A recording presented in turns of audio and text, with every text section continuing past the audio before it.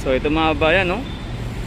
Ang inyo nakikita ngayon, galing po yan doon sa may Dolomites White Sand, kung saan hanggang sa ngayon po ay marami pa ring basura na nakukuha.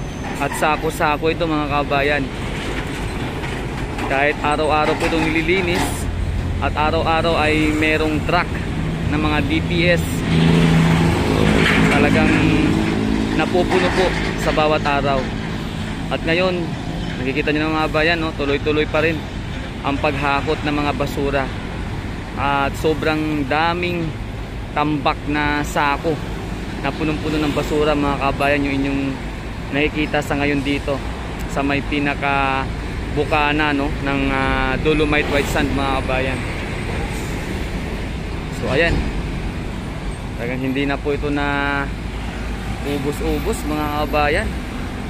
At syempre maliban dyan sa mga basura na nyo nakikita, ayan po yung mga kawayan, mga kahoy, no?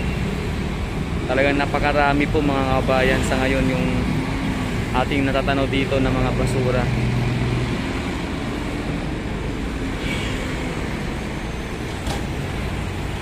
So maliban po dyan mga kababayan, dito naman po sa pinaka natin, no, sa may Dolomite White Sand, hanggang sa ngayon mga kababayan, dyan pa rin po yung mga basura na nagkalat. Ayan. So syempre po marami po ang pumapasyal, pumupunta para kumuha ng picture or selfie. Pero mga kababayan, ang nakakalungkot lang dito, talagang kitang kita po yung mga basura na talagang dumadagsa po dito mga kababayan, no? Ayan, no? So dito mga kababayan sa may rock formation, matatanaw po natin yung mga nagkalat na basura, oh. Grabe. Talagang pinasok na po ito mga kababayan. At pangit po tingnan pag nasa itaas po talaga tayo ng footbridge na ating nakikita yung ganitong sitwasyon sa may area ng Dolomites. Talagang kumbaga yung puting-puti, merong nahaluan ng mancha mga kababayan. So ganun po dito yung sitwasyon ng Dolomite White Sand, na talagang nagkamantsa po ng dahil sa mga basura na inaano dito sa may dalampasigan, sa may pampang ng Manila Bay. So ayun mga kababayan, oh, grabe, oh. Hindi pa rin talaga ito na ubos-ubos mga kababayan. At patuloy pa rin na may mga dinadagsa. At sana mga kababayan sa susunod na araw, di kaya kahit bukas, ay talagang masugpo na ito at talagang malinis na mga kababayan. Nakakalungkot po ito na makita, no, ng mga taong excited na mamasyal dito, na kung saan talagang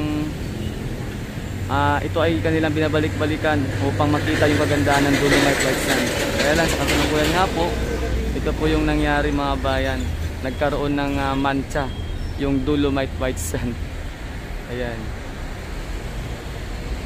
So mga idol, maliban dito sa inyo nakikita dito sa ating kabilang gilid, ayan, andito ngayon yung mga kawani ng DNR, no mga kababayan.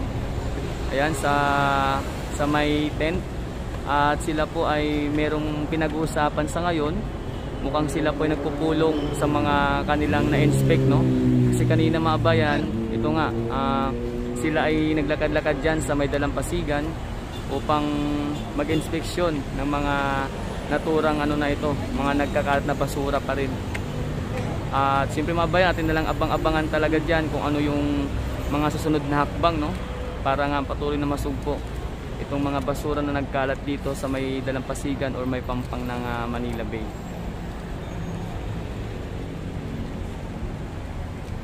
Ayan.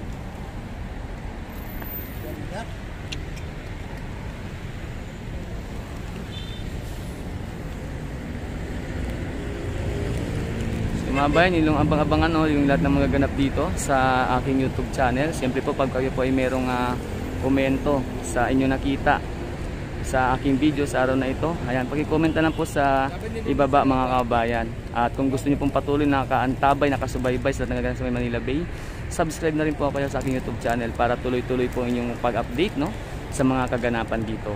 Maraming salamat mga kababayan. Ingat po tayo palagi. More power and God bless us all.